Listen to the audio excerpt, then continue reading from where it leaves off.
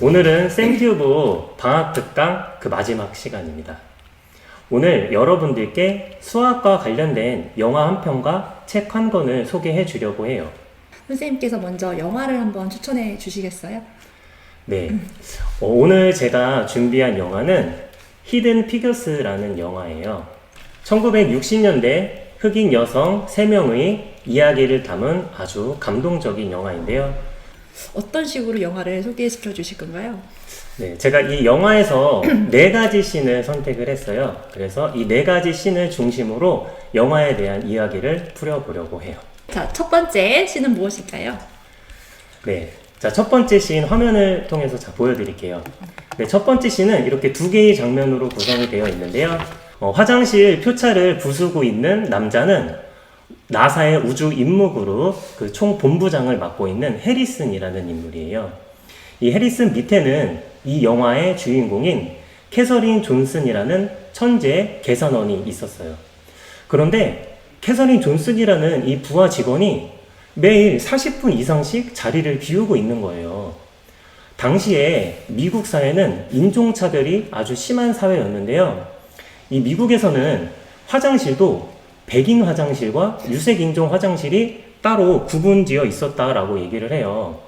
근데 이 캐서린 존슨이 일하고 있는 건물에는 유색인종 화장실이 없었어요. 그래서 캐서린 존슨은 화장실을 가기 위해서 건물 밖에 800m나 떨어진 건물에서 화장실을 이용하고 와야 했죠. 해리스는 이 사실을 알게 된 후 매우 분노해서 건물들에 있는 유색인종 화장실의 표차를 모두 부수고 화장실에 있어서 인종차별을 없애려고 해요. 저도 기억나요. 막 비 오는데 막 이렇게 호르륵 들고서 막 달리는 모습 짠했던 기억이 나는데 그 영화 속에는 좀 많은 차별 요소들이 있었던 것 같아요.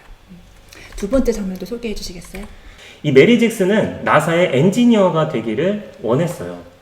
하지만 나사는 이 흑인 여성이 엔지니어가 되는 것을 원하지 않았어요. 그래서 백인들만 수강할 수 있는 교육과정을 이 나사의 엔지니어가 되는 조건에 추가를 하게 되죠. 메리 잭슨은 법원에 이 백인들만 다닐 수 있는 학교의 교육과정을 수강할 수 있는 것에 대한 탄원서를 제출을 하게 되고요. 결국 판사로부터 이를 허락하는 아주 역사적인 판결을 받아내게 돼요. 맞아요. 정말 감동적이었던 장면으로 기억이 나요. 그렇게 부당한 차별에 맞서는 주인공들의 모습을 우리도 좀 본받아야 할 모습이 아닌가 이런 생각이 드네요. 그럼 혹시 두 번째 씬은 무엇인가요? 자, 두 번째 씬에 대해서 소개해 드릴게요. 네. 두 번째 씬은 소련과 미국의 우주 전쟁이에요. 2차 세계대전 이후 미국과 소련의 이 냉전 시대가 아주 장기간 지속이 되는데요. 당시에 미국은 소련보다 미사일 기술이나 과학 기술 전반에 대해서 소련보다 자신들이 훨씬 앞서 있다라고 생각을 했어요. 그런데 1957년에 소련이 세계 최초의 인공위성인 스푸트니크 발사에 성공을 하게 돼요. 이로 인해서 미국 사회는 엄청나게 큰 충격에 휩싸이게 되죠. 물론 이듬해 미국도 인공위성 발사에 성공을 하게 되는데요. 그런데 1961년 또 소련은 유리 가가린이라는 세계 최초의 우주인을 또 탄생을 시키게 돼요. 이 영화는 이런 소련에 맞서서 미국이 존 글렌이라는 미국 최초의 우주인을 탄생시키기 위한 그런 과정을 주된 스토리로 삼고 있어요. 그래서 결국 1962년에 이 존 글렌이 미들십 치료를 통해서 우주인이 되는데 성공을 하게 되고요. 그리고 얼마 전에는 화성에 헬기를 보내서 이 헬기를 통한 그런 촬영에 성공을 했다라는 그런 기사도 있었죠. 정말 대단한 그런 시대에 우리가 살고 있는 것 같아요. 와, 우리 정말 인류가 화성 여행을 다녀온다는 것도 이제 꿈은 아닌 것 같아요. 그죠? 언젠간 실현될 것 같은. 근데 선생님, 저희 인종차별이나 우주 항공기술 같은 이야기도 너무 좋은데 도대체 수학 이야기는 언제 나오는 거죠? 자, 이제부터 수학에 관련된 얘기를 좀 해보도록 할게요. 자, 세 번째 C는 바로 오일러 공식이에요. 선생님, 혹시 오일러 공식이 무엇인지 알고 있나요? 알고 있죠. 세상에서 가장 아름다운 공식으로 알고 있는데 왜 그런지 설명해 주실 수 있으세요? 아, 네. 그럼 지금부터 한번 왜 아름다운지 한번 같이 살펴보도록 할게요. 네. 자, 지금 이 화면에 보면은 위에 오일러 공식이 있고요. 그리고 아래 오일러 등식이 있어요. 사실 이 오일러 공식 자체는 아주 아름다운 식이긴 한데 우리가 중학교 수준에서 이렇게 확인하기는 좀 어렵고요. 이 오일러 공식에다가 x 대신에 파이를 대입하면 이 아래에 있는 오일러 등식이 되는데 오늘은 이 오일러 등식에 대한 이야기를 좀 해보려고 해요. 이 오일러 등식에는요 5가지 상수와 4가지 연산이 존재하는데요. 혹시 선생님 바로 한눈에 보이시나요? 상수는 2, 뭐 i, 파이, 1, 0. 그죠? 네. 네 가지 연산은 덧셈, 곱셈, 거듭제곱, 그리고 등호. 네, 맞아요. 자, 이렇게 이 5가지의 상수와 4가지 연산이 존재하는데요.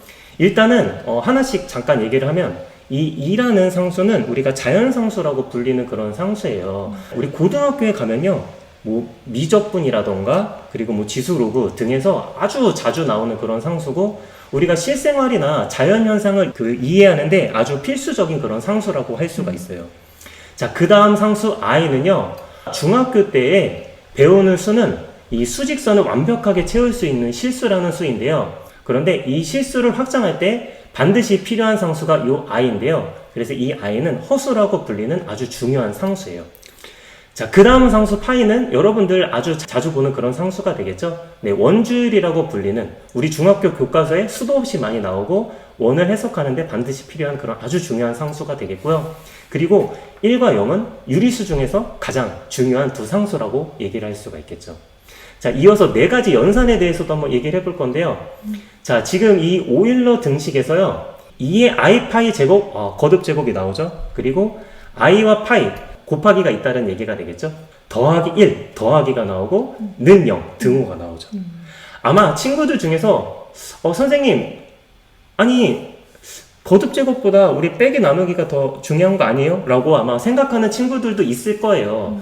빼기와 나누기는 이 교환 법칙도 성립하지 않고 결합 법칙도 성립하지 않고 분배 법칙도 제대로 쓸 수 없는 사실은 좋지 않은 연산이에요. 그래서 실제로 이 4가지가 가장 중요한 그 4가지 연산이라고 볼 수가 있어요.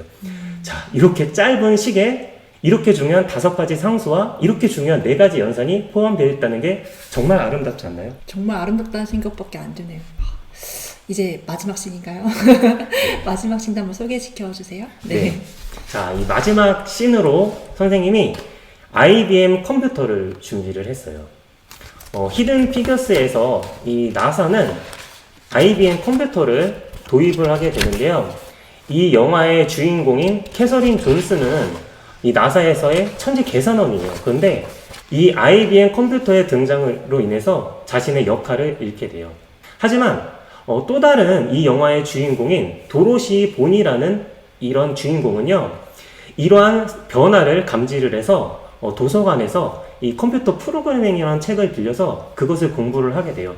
결국에 이 IBM 컴퓨터가 나사에 도입이 됐을 때 이 도로시 본은 가장 중요한 프로그래머로서 활동을 하게 돼요. 이렇게 컴퓨터의 등장으로 인해서 인류가 많은 직업을 잃고 또 많은 기회를 이렇게 얻었던 것처럼 그래서 우리 학생들이 이러한 변화를 잘 감지를 하고 그래서 앞으로 미래를 살아가는데 그런 필요한 역량을 잘 길렀으면 좋겠다는 생각이 들어요.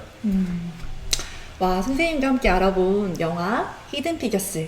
그냥 볼 때도 굉장히 감동적이고 좋았는데 영화 속의 수학 이야기를 좀 더 자세히 알아보니까 더 재밌고 뭔가 수학의 중요성이나 아름다움을 더 느낄 수 있었던 것 같아요. 자, 그럼 이제 책에 대한 이야기를 할 차례인 것 같아요. 선생님 혹시 괜찮은 책 있으면 한번 소개해 주실까요? 자, 이제 소개를 해드리기 전에 먼저 질문 하나만 한번 해볼게요. 선생님은 사시면서 가장 오랫동안 고민했던 수학 문제가 뭐였을까요? 지금 갑자기 물어보시니까 생각나는 건 네. 배수 판정법이 생각나는 것 같아요. 배수 판정법. 네, 이 자연수들에 대해서 이해 배수부터 이렇게 배수를 어떻게 판정하는지 그런 탐구하는 거였는데요. 근데 특히 7의 배수 판정하는 게 너무 어렵더라고요. 그래서 며칠을 혼자 고민을 해봤는데 결국 스스로 답을 찾을 수는 없었고요. 사실 인터넷에 이 7의 배수 판정법이 나와서 그것을 검색해서 이렇게 공부를 했는데 사실 인터넷에 있는 걸 공부하는 것도 꽤 이렇게 머리를 싸매면서 공부했던 그런 기억이 나네요. 선생님도 혹시 그런 경험 있으세요? 그럼요. 저도 있는데, 저 사실 정확한 문제는 기억 안 나는데, 시기로 따져보면 제가 이제 임용 공부를 이제 하던 시기였던 것 같아요. 근데 그 문제가 이제 복소 해석과 관련한 문제였는데, 풀릴 듯 말 듯 안 풀리는 거예요. 근데 제가 이제 일주일에 한 번씩 노량진에 가서 그 유명한 강사님의 이제 그 강의를 들으러 가는데, 그 일주일 동안을 기다릴 수가 없는 거예요. 이제 그 물어봐야 되는데 물어볼 수가 없던 거죠. 그러니까 혼자서 끙끙 싸매고 고민하고 결국은 그 수업을 들으러 가는 전철 안에서까지 마지막까지 들여다보면서 고민했던 기억이 나요. 그러다가 이제 도착하기 바로 직전에 딱 하고 푼 거죠. 엄청 기뻤고 뿌듯했던 그런 기억이 나요. 잘 안 풀리는 문제를 이렇게 고민하다가 그걸 해결하게 되면 정말 너무 뿌듯하죠. 뿌듯하죠. 그죠. 근데 갑자기 왜 이런 질문을 하세요? 기다려보세요. 다음 질문이 또 있어요. 그러면 우리 이렇게 고민을 했다고 했잖아요. 우리 350여 년 동안 해결이 되지 않았던 그런 어려운 유명한 수학 난제가 있어요. 혹시 그거 뭔지 아시나요? 수학 난제하면 페르마의 마지막 정리죠. 그렇죠. 제가 네. 전에 학교 있을 때 네. 수학 교실 블라인드를 제가 페르마의 마지막 정리로 이렇게 싹 만들었던 적도 있거든요. 아, 그래요? 아유, 기억이 안 날 수가 없었겠네요. 그래서 오늘 보여드릴 책이 바로 그 사이먼 싱이 쓴 페르마의 마지막 정리입니다. 여기 제가 가지고 왔는데 여기 엄청 두껍고 사실 이거 엄청 어려운 책인데. 어렵긴 하지만 이 책을 추천하는 다 그만한 이유가 있거든요. 네. 그쵸, 그만한 이유가 있겠죠. 자, 좀 더 자세히 한번 얘기를 해보도록 해요. 네. 혹시 페르마의 마지막 정리가 뭔지는 아시죠? 여러분들도 알고 계신가요? 아마 페르마의 마지막 정리는 몰라도 얘랑 비슷한 이 정리랑 굉장히 유사한 우리 중학교 2학년 2학기 도형 파트에서 만나게 될 그 피타고라스의 정리는 알고 계실 거예요. 그죠? 네, 피타고라스의 정리를 모르는 친구들도 초등학교 때 피타고라스라는 수학자는 많이 들어서 알고 있는 것 같더라고요. 그래서 피타고라스의 정리가 일단 뭐냐면 직각삼각형에서 가장 긴 빗변의 길이의 제곱은 나머지 두 변의 길이의 제곱의 합과 같다 라는 건데, 여기서 이 제곱이라는 값을 n이라고 두고 이 n이라는 자리에 3 이상의 수를 넣으면 이것을 만족하는 정수해가 존재하지 않는다 라는 것이 바로 페르마의 마지막 정리입니다. 저도 사실 페르마의 마지막 정리가 네. 난제라고 할 때 되게 문제가 길 줄 알았어요. 근데 생각보다 너무 식이 간단하더라고요. 근데 이런 간단한 문제를 이렇게 350여 년간 이렇게 고민했다는 것에 참 신기하더라고요. 맞아요. 오히려 이게 어려운 문제는 사실 그 어려운 문제를 해석하기만 해도 내가 되게 많은 문제를 해결했다라고 하는데, 얘는 문제 자체는 해석이 어렵지가 않거든요. 근데 안 풀리는 거죠. 사실 이 페르마의 마지막 정리는 말 그대로 그 페르마라는 판사가 남긴 정리거든요. 판사요? 네. 사실 수학을 취미로 했던 사람이에요. 취미로 했던 사람이 이렇게 어려운 난제를 남겨놨는데요. 이 사실 페르마가 죽은 후에 그의 큰 아들이 그가 이제 생전에 남겨놓은 주석들을 모아가지고 책으로 출판하면서 세상에 알려지게 된 문제라고 해요. 그래서 그 아리스메티카라는 책 여백에 보면 그 페르마가 이렇게 정리를 해놓은 거죠. 나는 놀라운 방법으로 이 정리를 증명했지만 여백이 부족해서 증명을 생략한다. 맞아요. 이게 참 수학자들이 네. 이런 말 보면은 참 참지를 못하는 그런, 이게 아주 유명한 말이잖아요. 그죠. 그래서 그 뉴욕의 지하철역에 누군가 이런 문구를 또 적어놨다라고 해요. 나는 페르마의 마지막 정리를 증명했다. 그러나 지금 지하철이 오고 있어서 여기에 남기지는 않겠다. 그렇죠. 아무튼 이렇게 간단하지만 풀리지 않던 오래된 난제를 1995년 드디어 앤드류 와이즈가 증명을 하죠. 결국 이 책은 그 앤드류 와이즈가 난제를 해결하기 위해서 고군분투했던 그런 모습들과 함께 도전은 했지만 실패했던 역사 속 유명한 수학자들을 만날 수 있는 그런 책입니다. 사실 그런 흐름 속에서 그 복잡한 수학적 이야기도 좀 섞여 있긴 해요. 그래서 저는 이 책을 3번 볼 것을 추천드립니다. 아니, 한 번도 아니고 3번이요. 네. 흥분하지 마시고 얘기 들어보세요.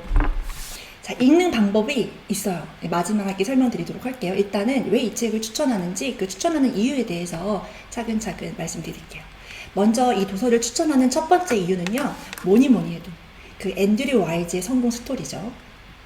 그 앤드류 와이즈가요, 불과 10살 때, 그 도서관에서 책을 보다가 이 정리를 발견을 했고, 아, 이거를 증명을 해야겠다고 꿈을 가졌다고 해요. 10살 때 우리 뭐 했죠? 근데 이 앤드류 와이즈가 이 증명을 하기 위해서 이제 훗날 이제 지식을 쌓고 이제 증명할 준비가 되었을 때 1006년이라는 시간 동안은 외부와 단절된 채 오랜 시간 동안 혼자서 치과 생활을 하면서 이걸 연구했다고 하거든요. 6년이요? 네, 우리 그 일주일은 말도 못해.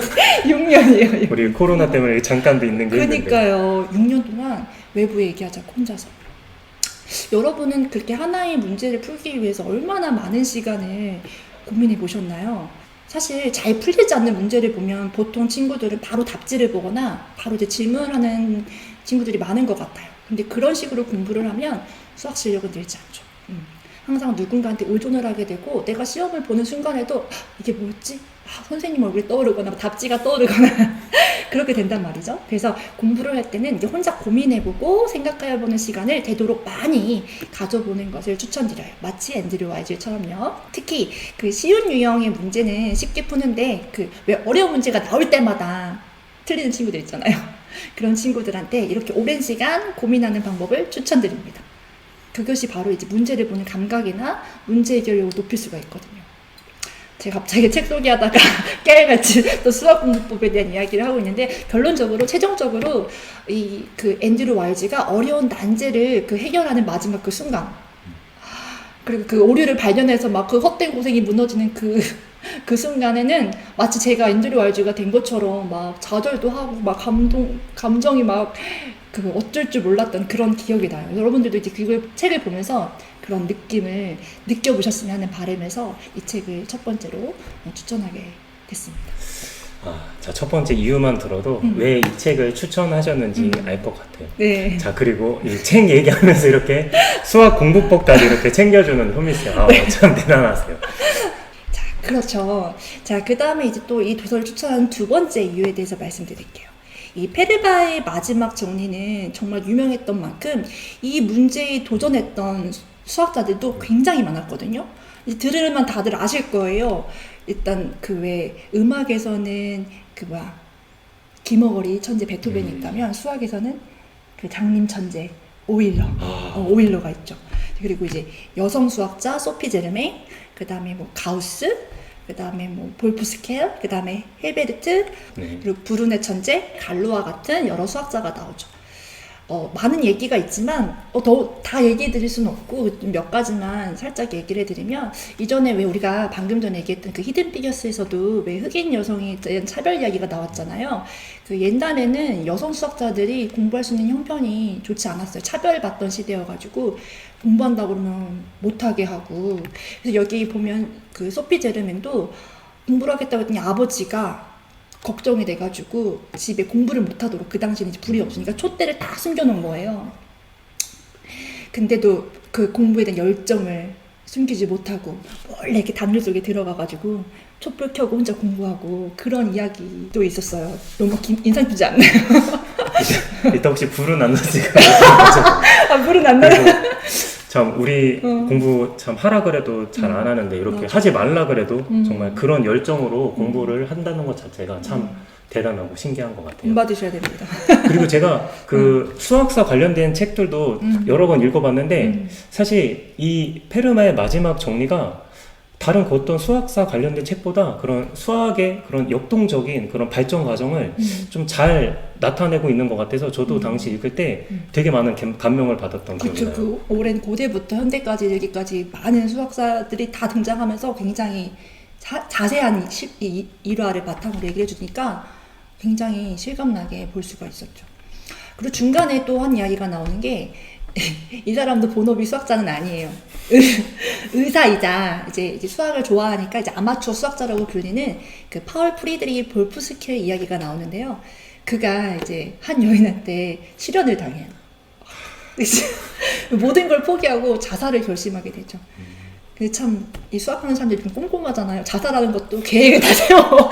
내가 이거 다 마무리하고 이 시간쯤에 자살을 딱 해야겠다고 결론을 내리고 시간을 딱 봤더니 시간이 좀 남아있던 거죠. 그래갖고 서재에 들어가서 네, 남은 시간을 때우려고 책을 보다가 우연히 그 에른스트 쿤머가 쓴 논문을 발견하게 돼요. 근데 그 논문을 보다가 이거 좀 이상한데 하고 허점을 발견하게 된 거죠. 근데 또 그냥 넘어갈 수 없잖아요. 수학하는 사람들은 이상하면 밝혀야 되거든.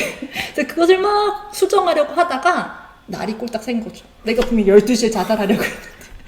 그래서 그 이제 연구하다가 실연의 아픔이나 이런 거 모두 잊어버리고 이제 이걸 빨리 해야겠다. 그러니까 수학으로 결국은 수학 문제를 풀다가 새 삶을 다시 찾게 된 거죠. 유서를 모두 찢어요. 찢고 나서 이 페르마의 마지막 정리를 증명한 사람들에게 나의 이 재산의 대부분을 다 기부하겠다라는 그런 결심을 세웁니다. 참 수학 문제 풀다가 자살을 포기한 것도 참 신기한데 자신의 전 재산을 이렇게 걸고 참 대단한 것 같아요. 그러니까 목숨을 살려준 거잖아 수학이. 그 사실 그 에른스트 쿤먼 논문이 페르마의 마지막 정리하고 밀접한 관련이 있어서 결론은 그 페르마의 마지막 정리를 증명한 사람에게 나를 살려준 은인인 것 같다 해가지고 이게 재산을 기부하게 됐는데요. 그가 낸 상금은 베팅겐의 그 왕립과학원에 기탁돼서 볼프스켈 상이라고 정식 명명이 돼요.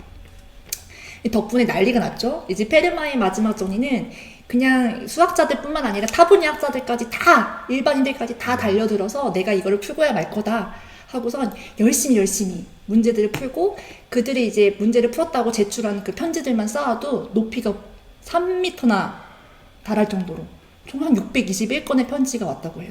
1년 동안. 참, 이렇게 몇 가지 일화만으로도 정말 사람들이 페르마의 마지막 정리에 얼마나 많은 관심을 갖고 있었는지 참 느껴지네요. 너무 재밌는 것 같아요. 네, 맞아요.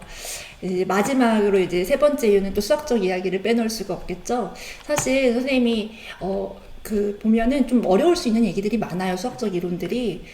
그치만 우리가 교과서에서 만나는 이런 이야기들이 도대체 왜 배워야 하는지 이런 것들은 어디서 갑자기 튀어나온 것이 궁금해하는 친구들 있잖아요. 근데 이 책을 한번 보면은 여기서 이런 것이 발견이 되었구나, 이런 걸 연구하면서 나왔구나라는 걸 아마 느낄 수 있을 거고요.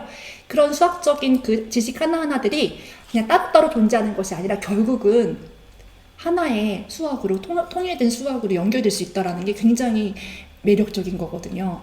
우리가 마지막에 앤드류 와일즈가 이걸 증명했다고 했잖아요. 근데 최종적으로 증명을 한 건 앤드류 와일즈지만 사실 그 앤드류 와일즈가 증명을 위해 사용했던 개념들이 그 책 속에 등장한 온갖 유명한 수학자들이 고민해서 나왔던 조금의 또 구수한 정리 그것들을 다 이용해서 그것들을 다 쌓아놓은 업적으로 가능한 거였거든요.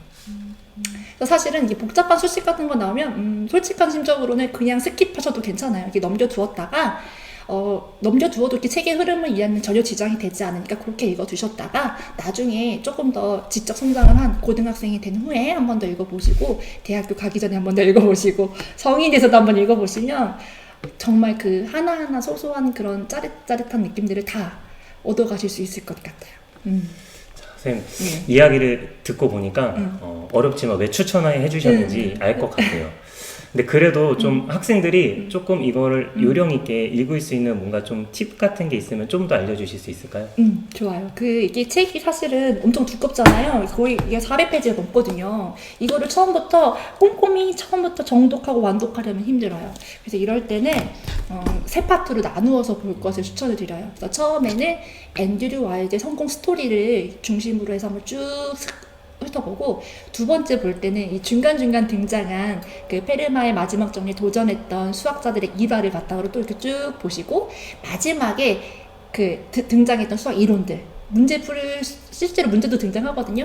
그 뒤에 보면 짤막짤막하게 풀이도 나와 있고 하니까 그런 방법들로 이렇게 읽어보면 훨씬 편하게 읽을 수 있지 않을까.